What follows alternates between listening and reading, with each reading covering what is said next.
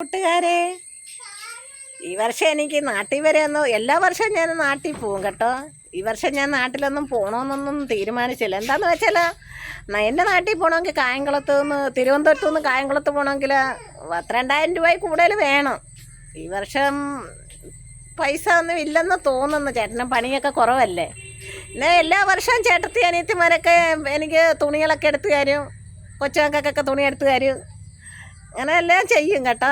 പിന്നെ ഞങ്ങൾ ചെന്ന് കഴിഞ്ഞാൽ ഞങ്ങൾ 2-3 ദിവസമൊക്കെ നിന്ന് എല്ലാവരും കൂടെ ചേർന്ന് ഞങ്ങളുടെ ആങ്ങളമാരുടെ മക്കളും ചേട്ടത്തി അനിയത്തിമാരുടെ മക്കളും എല്ലാവരും കൂടെ ചേർന്ന് ഉച്ചയ്ക്ക് ഊണൊക്കെ കഴിഞ്ഞ് നേരം വയ്യുമ്പോൾ ഞങ്ങൾ എല്ലാവരും കൂടെ ചേർന്ന് തിരുവാതിര കളിയും കൈകൊട്ട് കളിയും എല്ലാം ആയിരിക്കും. അങ്ങനെ ഈ വർഷം പോകണമെന്നും ഉണ്ട്, പോകണ്ടെന്നും ഉണ്ട്. വലിയ ബുദ്ധിമുട്ടും കാര്യങ്ങളൊക്കെയാ. അങ്ങനെയൊക്കെ ഇരിക്കുന്നു.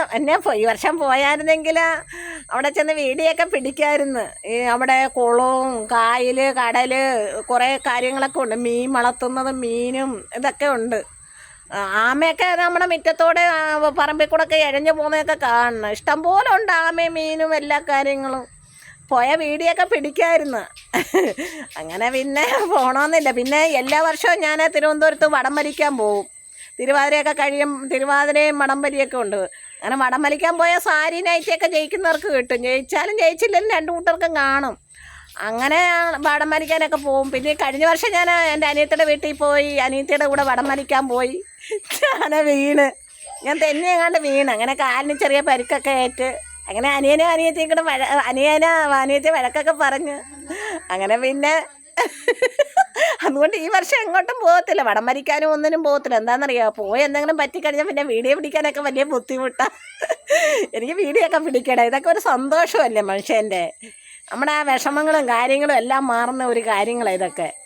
നമ്മൾ മറ്റുള്ള രീതിക്കോ ഒന്നിനും പോകാതെ നമുക്ക് ജോലിയും ചെയ്ത് ജീവിക്കണം. നമ്മളിങ്ങനെയൊക്കെയുള്ള ചെറിയ കാര്യങ്ങളൊക്കെ ചെയ്താൽ നമുക്ക് മനസ്സിനൊരു സന്തോഷമൊക്കെ കിട്ടത്തില്ല. അതുകൊണ്ടാണ് ഇതൊക്കെ ചെയ്യാൻ ഒരുങ്ങുന്നത് കേട്ടോ. പിന്നെ എല്ലാ കൂട്ടുകാരും തിരുവാതിരയൊക്കെ കളിക്കാനും കാണാനും എടുക്കാനും ഒക്കെ പോവും.